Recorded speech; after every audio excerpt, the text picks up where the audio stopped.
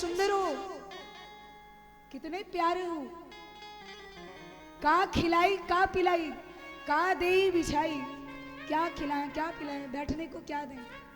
हमनी के घरवा में बेल पाती फुलवा हुआ। हम लोग के घर में यही कंदमूल फल यही सब रहते हैं। राजा बाबू हुआ रहुआ।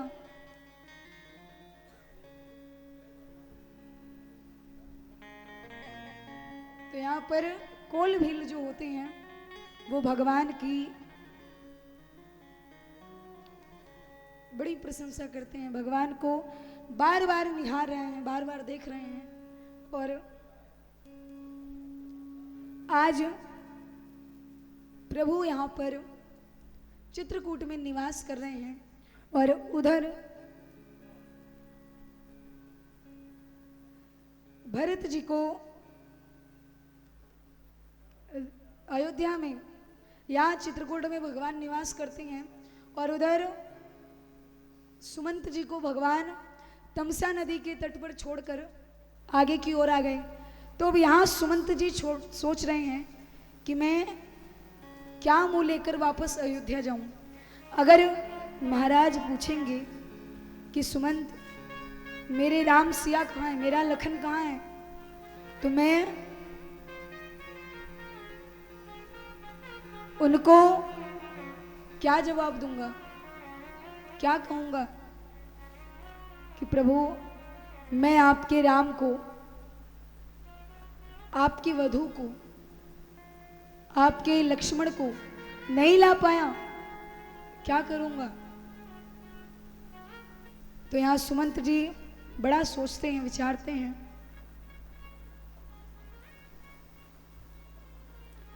और पूरी प्रजा बैठी है, सब रो रहे हैं कि प्रभु हमें बिना बताए चले गए, धोखा दे दिया, कपट कर दिया। कहते हैं कपट नहीं भाता मुझे कपट नहीं पसंद, पर हम लोगों के साथ कपट किया इन्होंने।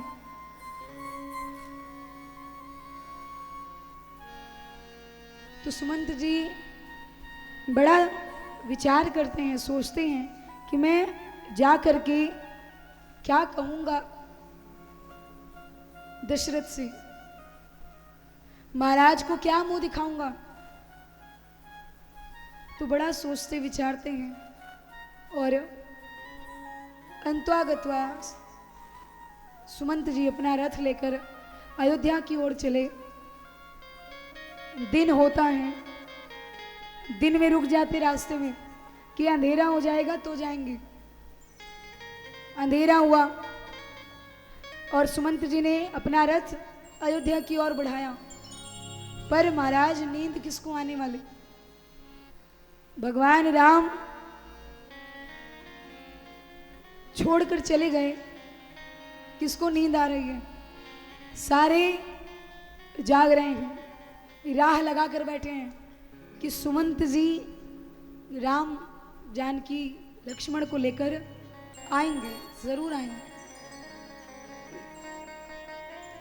सभी सुमंत जी की राह देख रहे होते हैं और जैसे ही सुमंत जी के रथ की आवाज कानों में पड़ी, सभी के दरवाजे खुल गए, सभी बाहर निकल के आए। दशरथ जी पृथ्वी पर मूर्छित अवस्था में पड़े हैं, कोई उठा रहा है, उठ नहीं रहे, कोई बुला रहा है पर बोलते नहीं।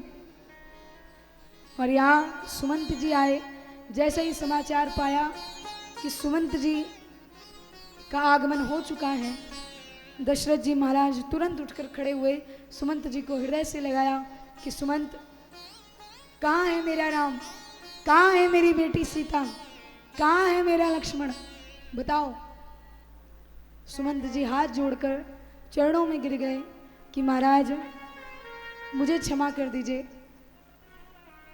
आप तो जानते हैं अपने पुत्र को, वो नहीं आए मेरे साथ, मुझे भेज दिया, हमें छोड़कर चले गए। और महाराज सुमंत जी का कहना हुआ कि दशरथ जी महाराज के प्राण मानो कंठ में आकर अटक गए हों। कौशल्या मैया समझ गई कि दशरथ जी अपने प्राण त्याग रहे हैं कौशल्या जी कहती हैं कि आप ऐसा मत करिए, क्योंकि एक आपका ही तो सहारा है। जितने अयोध्यावासी हैं सबकी यही हालत है। राम के बिना कौन जीना चाहेगा महाराज? कोई भी नहीं।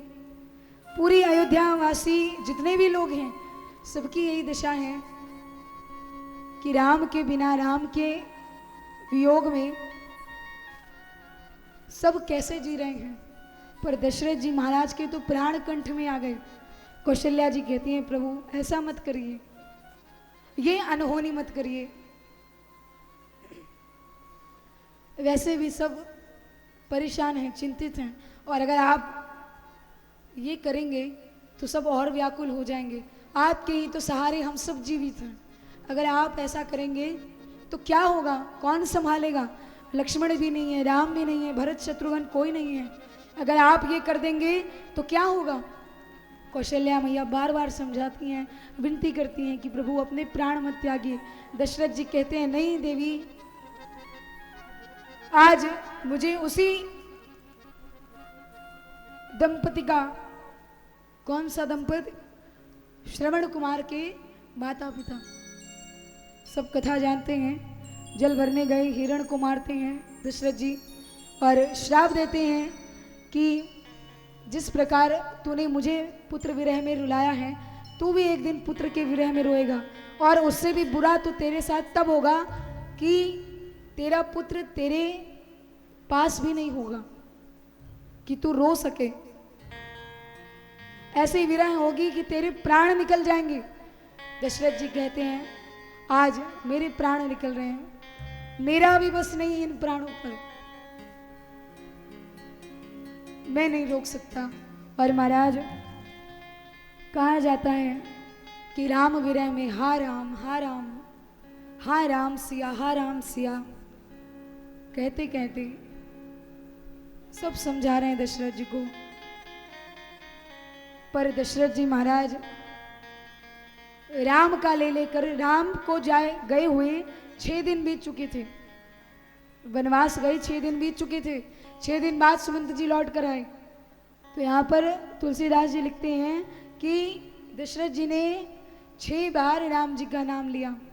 राम राम कही राम, राम राम कही राम, तनु पर हरि रघुवर विरह, राव गया सुरधाम।